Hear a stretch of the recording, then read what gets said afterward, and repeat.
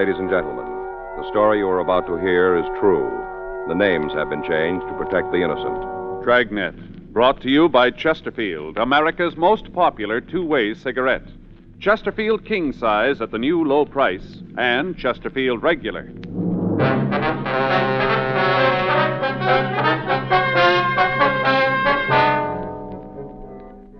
You're a detective sergeant. You're assigned to burglary detail. A jewelry store has been robbed. Merchandise amounting to $5,000 has been stolen. The thief made good his escape. Your job? Find him. This is George Fenneman. In choosing your cigarette, be sure to remember this. You will like Chesterfield best because only Chesterfield has the right combination of the world's best tobaccos. Tobaccos that are highest in quality, low in nicotine, best for you.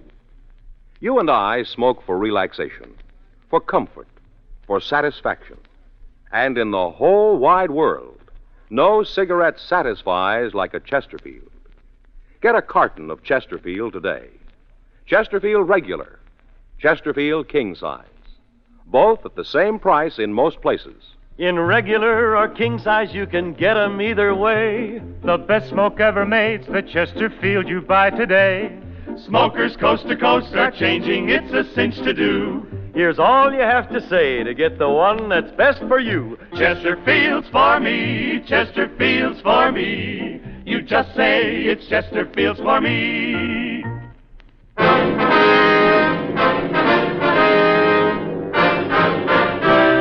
Dragnet, the documented drama of an actual crime. For the next 30 minutes, in cooperation with the Los Angeles Police Department, you will travel step by step on the side of the law through an actual case transcribed from official police files. From beginning to end, from crime to punishment, Dragnet is the story of your police force in action. It was Sunday, September 8th. It was warm in Los Angeles. We were working the day watch out of burglary detail. My partner's Frank Smith. The boss is Chief of Detectives Thad Brown. My name's Friday. We were on our way out to the scene, and it was 10:18 a.m. when we got to 6247 28th Street, the jewelry store.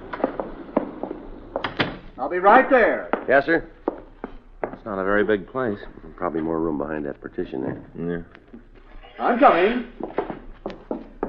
You the police? Yes, sir, that's right. This is my partner, Frank Smith. My name's Friday. I'm glad to meet you. How you do, sir? My name's Hemp, Ray Hemp. This is my store. Yes, sir. Sorry I kept you waiting. I was back in the kitchen making some tea. I was a little nervous, you know. Thought it might help. Mm-hmm. You gentlemen care for some? No, sir. No, thanks, sir. When did you discover the theft? Well, I got back to the store about 40 minutes ago. Saw what had happened, and I called the police right away. Is everything like you found it? Yes, sir. These cases open? That's right. I haven't touched anything in here. Didn't want a chance messing anything up. Yes, sir. Didn't leave very much, huh? Couple of watch bands is about all. Really cleaned out the place. Now, about the watches, what kind were they? Mostly wrist models, a couple of pocket size. Uh-huh. All different brands, but I just got a bunch of Longines in. Took every one of them. Yes, sir. Cleaned me out. Can you tell us how they got into the store? Yes. I'll show you how they chopped a hole right through the wall. All right, sir. Right through the wall, in the back. Came right through. You can see there. Goes right into the storeroom of the barbershop next door. Uh-huh. Sure made a mess of the place. Plaster all over the floor. Yes, sir. Pretty much ruined the wall, too. Yeah. Wanted to make sure they'd have enough room. See, the hole must be about 3 feet across, Joe. You can see there, right into the storeroom. Yes, sir. I'd better check over there, huh? Oh, I forgot to tell you. The back door to the barbershop is open. Before you officers arrived, I checked out in the alley and I saw it wide open. I guess that's how they got in. Who owns the barber shop, Mr. Hemp? Ed Justin. Had the place over 15 years. You know where he lives? Yes, he isn't home, though. As soon as I saw that hole, I tried to call him. You can give us his address and phone number, can you? Yes. We'll want to talk to him. I've got one of his cards up front. All right, sir. We'll check next door. Look at that hole. Must be a good 3 feet across, wouldn't you say? Yes, sir. Here, let me get that door for you. Look at that. What's that? Size of that door. Heavy, double lock. Burglar alarm system out in front. On the skylight up there. Doesn't stop him. Yes, sir. Well, we'll check next door. Well, seems like kind of a nice little guy, huh? Yeah. Wonder why the thief didn't close the door when he finished. Probably nothing left to steal. Yeah. Take a look at the door here. Doesn't look like it was forced. Well, Justin might have left it unlocked. made a mess in here, too. Yeah, looks like they had a head start. Huh. The place must use a lot of hair oil. Yeah, only that's liquid soap there. Oh, yeah. Doesn't look like there's any tools around. No. How you doing? Take a look. Want to find something? Come here. What? In the dust here, can you see it? Yeah. Any impressions? Huh. Looks like a stocking foot, huh? Yeah. Well, the guy must have worked with his shoes off. That's the way I'd call it. You notice right here? Where? In the middle of the print? The stains? Yeah, looks like it could be blood. Possibly might have cut his foot. What do you think? Uh-huh. Well, let's call the crime lab, have them send a crew out to go over both places. Yeah. Joe, Yeah? take a look at the skylight up there. Mm-hmm. It's broken. You better check the roof, huh? All right. Sure looks like hair tonic. Yeah, it's green. Yeah. There's the drain pipe there. Might have used that to get up. Mm-hmm. We'll have the crew check it. Let's go back in. Yeah. Mr. Hemp? Yes? Find out anything? Well, we're not sure yet, sir. I wonder if you could tell us, is there some way to get to the roof of the building here? Oh, yes. Come on, I'll show you. There. You see? Up in the corner. Trap door. Mm-hmm. Hinged. Swings right up. Been a while since I've used it. You have something we can use to get up there? Mm-hmm. I've got a ladder. I'll get it. All right, sir. You want me to give you a hand with that? Oh, I can get it. All right. Here, you better let me help you with that. I'll swing my end over, and you can walk it right up under the trap door. All right, be careful now. All right.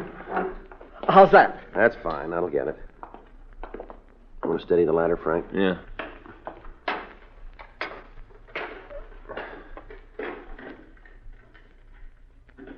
Can you get it? No, this bolt's stuck. Just a minute. It's probably rusty. I told you I didn't use it very often. Yes, sir. Okay, that's got it. Good. Okay, now, hang on, will you, while I boost myself up? I got it. Okay. All right. You want to come up, Frank? Yeah. All right, let me give you a hand. Yeah. Wait till I get my foot on the ledge. All right, come on. Oh, okay. You got to lose some weight. Yeah. Let's take a look at that skylight, huh? Yeah.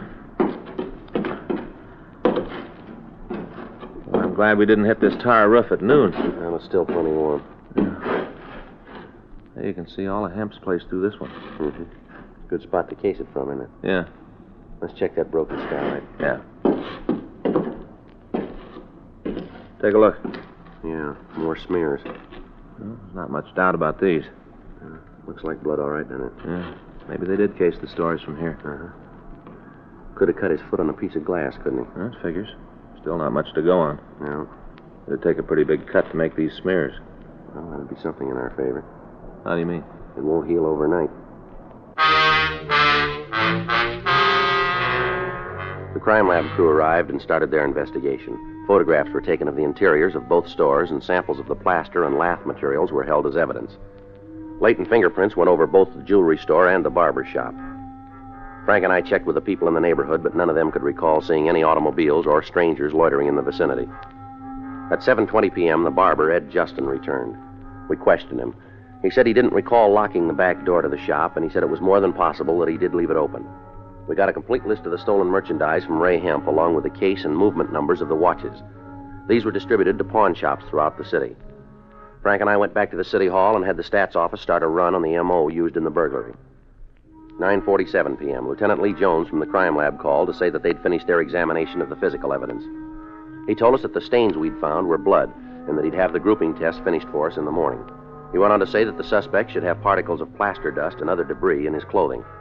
Also, if we were able to find the socks that the thief had worn, the pattern of the material would identify them.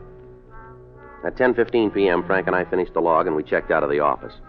The next morning, we started to run down the list that the stats office had furnished us. It took 2 full days to question all of the men named. At the end of that time, we had what we'd started with, nothing. We talked to informants. None of them could tell us anything. Wednesday, 11:40 a.m., Frank and I checked into the office. Guess I better check the book, huh? Yeah.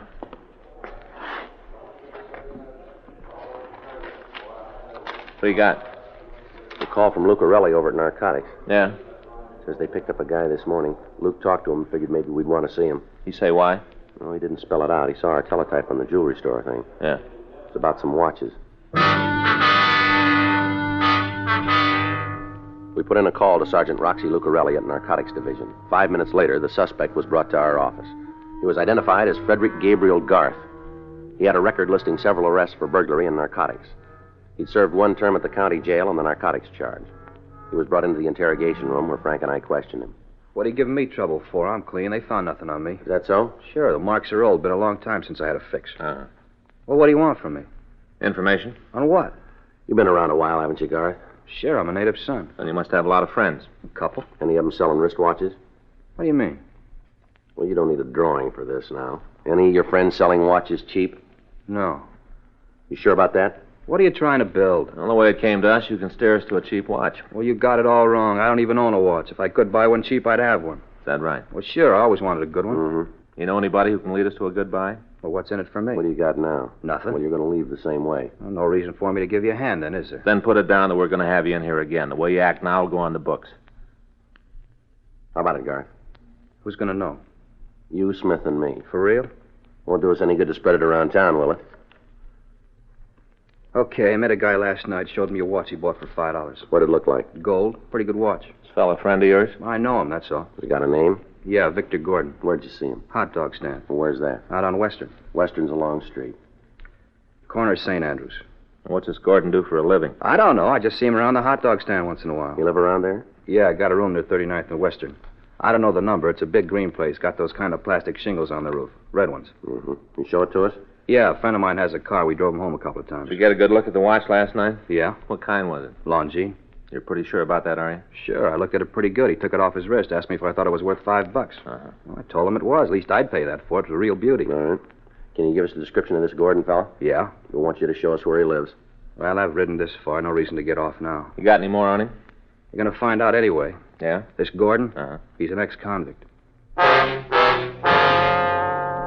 We checked the name and description of Victor Gordon through R&I. We found that he'd served 1 term for armed robbery in an eastern penitentiary and was not on parole at the time. A check of the ex-convict registration gave us his present address. We also found that he was employed at the Belden Aircraft Corporation in San Fernando. We took Fred Garth out to the address on Western Avenue to verify it for us. He pointed out the house and asked that we drop him off near a streetcar line. After that, Frank and I returned to the rooming house, and we went up to the 3rd floor. We knocked on the door to Gordon's room, and he asked us in. I know what you're climbing on me for. Wild questions. You ask him to get answers, don't you? We'd like a few. Look, you tell me what all this is about, and maybe it'll shake up my memory. All right, the way we heard it, you were wearing a new watch last night. Well, you got it wrong. Is that so? Yeah, I haven't got a watch. We got it different. Look here. You see one? If I had a watch, I'd be wearing it, wouldn't I? You had one last night, mister. Well, you're crazy. I haven't got a watch. We heard different. Somebody lied to you. I showed you I'm not wearing one. You don't mind if we look around the place? Go ahead. You won't find anything. All right. I'll check the closet, Joe. Okay. When you're wasting your time, you're not going to find anything. Well, then you haven't got anything to worry about, have you? Go ahead and mess up my room. Tear it apart. You're not going to find anything. Why don't you just simmer down there? I just don't want to have to put all that stuff back. Joe. Yeah. What do you got? Take a look. Found one of the shoes there. 38 Colt. Yeah. How about it? You satisfied now? This gun yours, Gordon? Never saw it before. Found it in your closet. It isn't mine. Won't hold. You want to tell us about it? All right, so you found a gun. Is something wrong? You got a short memory, haven't you? Maybe I got it wrong. I thought you guys were looking for a watch. There's a law that says an ex-con can't have a gun. You ought to know that. How about it, Gordon? All right, get your coat. Want to take me downtown? You called it. What charge? We'll let you know when we write it up. It's a bad beef. Oh, yeah, sure. Well, it is. I don't know what you're after, but I had no piece of it. You want to get the watch? It's in the medicine cabinet in the bathroom. All right, you sit still. I'll get it. I bought it. I paid $5. We'll get to that. How about it, Joe? Yeah. You got a pen knife? Yeah, give it here. I'll open. All right. You want to give me the number? I'll check it against the list. Yeah. Wait a minute.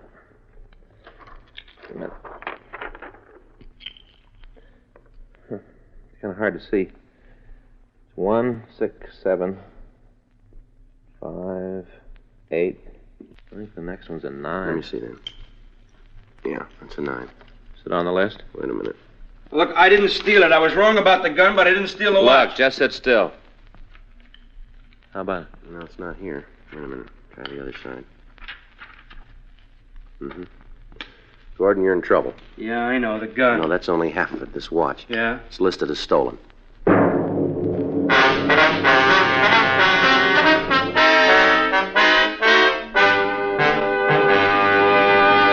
You are listening to Dragnet, the authentic story of your police force in action.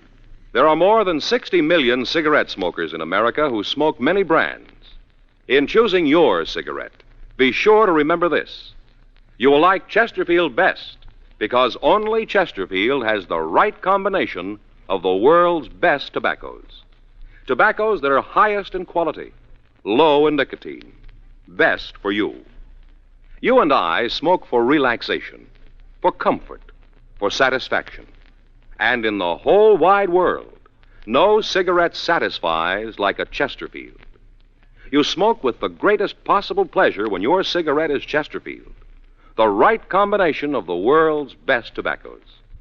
Yes, these 6 words, highest in quality, low in nicotine, mean Chesterfield is best for you. Buy 'em king size. Get a carton of Chesterfield today.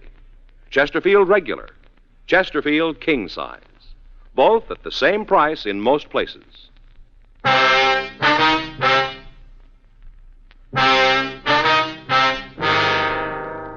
The suspect was taken downtown and questioned. He continued to deny any part in the thefts. We put in a call to the place where he worked, and we verified that he'd been there on the night of the burglary. After a half hour of questioning, Victor Gordon told us about the man he'd bought the watch from. He said he didn't know his full name, that he knew him only as Kermit. He went on to say that his girlfriend had been with him when he bought the watch and could verify the story. We contacted the girl, Celia Kirk, and we talked to her. She told us the same story we'd gotten from Gordon. She volunteered the information that Kermit lived in the 3800 block on Gramercy Place. She also told us that his girlfriend lived in the 2900 block on 9th Avenue. We got a complete description of the man, and we checked it through R&I. We came up with a package for a Kermit J. Wayne. When the mugshot was shown to Gordon and Celia Kirk, we got a positive identification. Wayne's arrest record went back to the time he was 15. He was listed as an expert safe burglar and had used a tunneling M.O. on several occasions. Gordon was booked in at the main jail on a charge of violation of the Dangerous Weapons Control Law of 1923, Section 2. 5:40 p.m., Frank and I left the office and drove out to the address on Gramercy Place. Wayne lived on the second floor rear. He wasn't there. In the company of the landlord, we went through his room. Pretty dirty. Yeah. You want to check the dresser? I'll get the trunk. Yeah.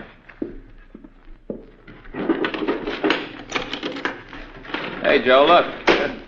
I guess everybody's got this calendar, huh? Yeah, it's real popular. Pretty good. Hey, look at this. Did you turn something? Yeah? Drawer full of dirty T-shirts. You gotta put them someplace. Well, I have gloves for this job. How you doing with the trunk? There's nothing much in it. More of those calendars. Wayne must be a fine arts patron. Dirty shirts in this one. I don't know, maybe the guy hasn't heard of laundries. What do you think? Well, the trunk checks out. Well, I ain't like that. I should have known. Hmm? Dirty socks, whole drawer full of them. Well, he's neat anyhow. Huh? I'll check the closet.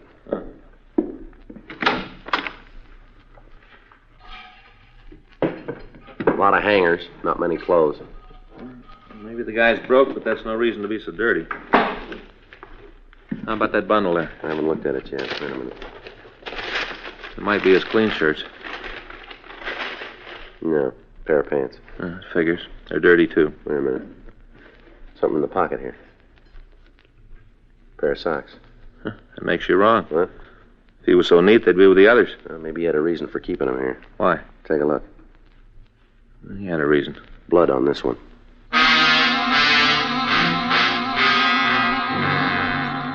We checked out the rest of Wayne's room, but we turned up nothing to further tie him in with a burglary.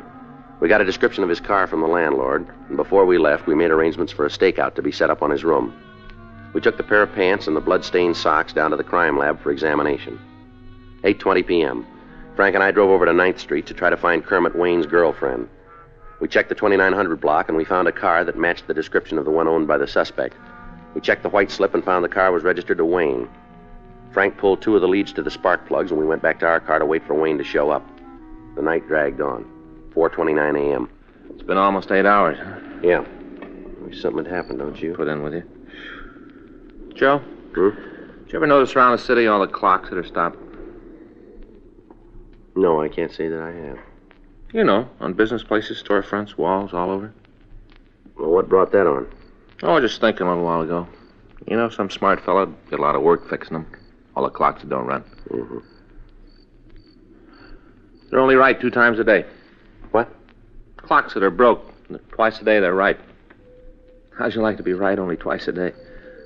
Some fellas would be all right. Like who? Guys that bet on the horses. Oh, yeah, probably would. Never thought of that. Wouldn't be so good if you worked in a chicken hatchery, though. Where? Chicken hatchery. What do you mean? Well, those guys up there, they look at baby chicks their day or so old, and they tell what they're going to be. You know, men or women. What? Well, they're going to be roosters or hens. Oh, yeah. Pretty good money in it. Well, that's a new one on me. Yeah, but you got to be right. None of this twice-a-day stuff. You know, say a guy bought 100 little baby chicks expecting to get, 98 hens and 2 roosters. Mm-hmm. And he finds out he got just the opposite, 98 roosters and 2 hens. How do you think he'd feel? Disappointed? You bet he would. That guy'd be looking for a new job, too. Yeah, well, maybe he could fix those clocks, huh? Well, sure be a lot of money in it for Hold it. somebody, huh? Across the street? Yeah, I see him. Talking to somebody inside there. I can't see him too good. It's about the right height, though. Yeah, it's coming this way now. Notice the walk? Checks out all the way. Yeah. It's him. All right, wait till he gets in the car. Here, let's go. Right. Hey, fella. You Kermit Wayne? Hey, what is this? Police officers. Are you Kermit Wayne? Yeah, why? Get out of the car. Come on. Keep those hands where we can see them. Why you want to talk to me? Come on, get out. Just put it down the way you walk, huh? This don't make It sense. does to us. What do you mean? You limp.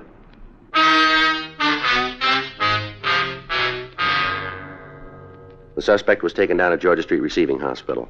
An examination showed that he had a bad cut on his right foot. We contacted the office, and another team of men were sent out to the apartment of Wayne's girlfriend to go over the place. Frank and I took the suspect back to the office. 8:25 a.m. Don't guess we can expect much from Wayne's girlfriend if she's anything like him. No, he's a clam, that's for sure. We're going to need something strong to open him up. Friday? Yeah, Mac. How'd you do out there? Think maybe we got something for you. Yeah, Where is the guy? the next office. Here. You taking a trip, Mac? Suitcase is for you.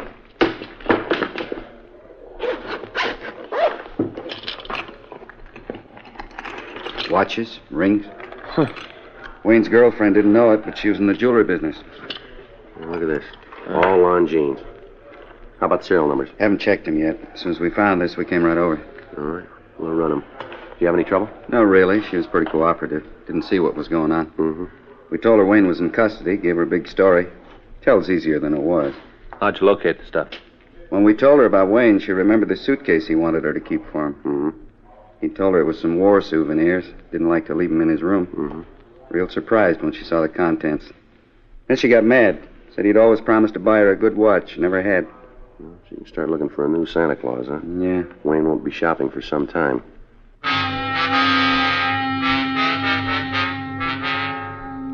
We checked the serial numbers on the watches, and we found that they were the ones taken in the burglary of the jewelry store. All of the other merchandise matched the description that we'd gotten from Ray Hemp. 9:18 a.m.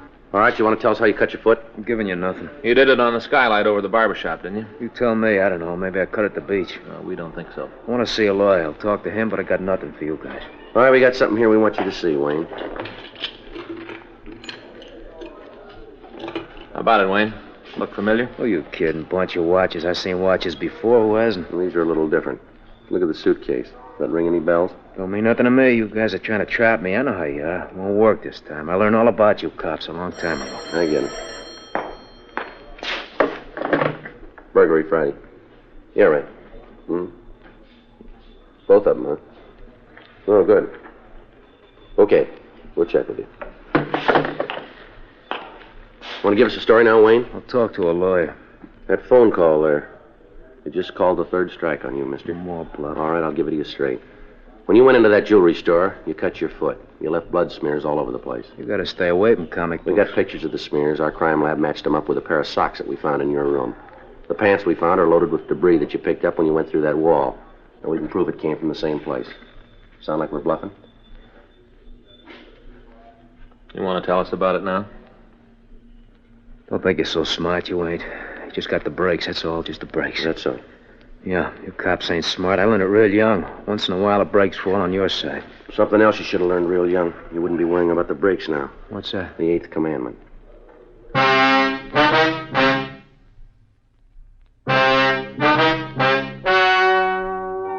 The story you've just heard is true. The names were changed to protect the innocent. On January 16th, trial was held in Department 98, Superior Court of the State of California, in and for the County of Los Angeles. In a moment, the results of that trial. Now, here is our star, Jack Webb. Thank you, George Fenneman. You know, almost 100 years ago, Charles Kingsley wrote this about tobacco. He said, "Tobacco is a lone man's companion. It's like a bachelor's friend, a chilly man's fire." Well, I like to think these words describe what Chesterfield means to millions of smokers today. The right combination of the world's best tobaccos, the best cigarette ever made. Chesterfield, highest in quality, low in nicotine. Best for you.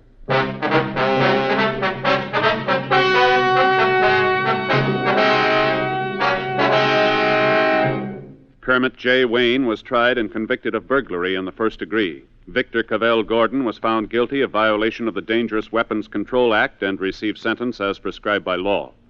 Burglary in the first degree is punishable by imprisonment in the state penitentiary for a period of not less than 5 years. Violation of the Dangerous Weapons Control Act is punishable by imprisonment in the county jail for a period of not more than 1 year, or a fine of $500, or both such fine and imprisonment. Ladies and gentlemen, the Dragnet feature motion picture will soon be showing at your local theater. It's in color and widescreen. We hope you'll go see it. We hope you'll like it.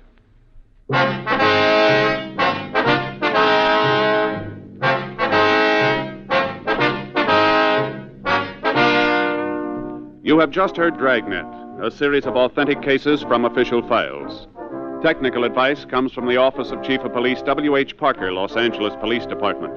Technical advisors, Captain Jack Donahoe, Sergeant Marty Wynn, Sergeant Vance Brasher. Heard tonight were Ben Alexander, Jonathan Hole, Herb Ellis. Script by John Robinson, Earl Schley. Music by Walter Schumann. Hal Gibney speaking. Watch an entirely different Dragnet case history each week on your local NBC television station. Please check your newspapers for the day and time. Chesterfield has brought you Dragnet, transcribed from Los Angeles. Be sure to listen to Dragnet at the same new time next week. Like 'em filtered? Like 'em king size? Then for you, this is it. King size L&M filters at the same low price as L&M regular. Both have the miracle tip for the effective filtration you need.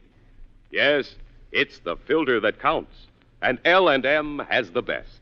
You get much more flavor, much less nicotine, a light and mild smoke. Buy L&M filters, just what the doctor ordered. It's America's highest quality and best filter tip cigarette. Buy a carton, king size or regular, both at the same low price.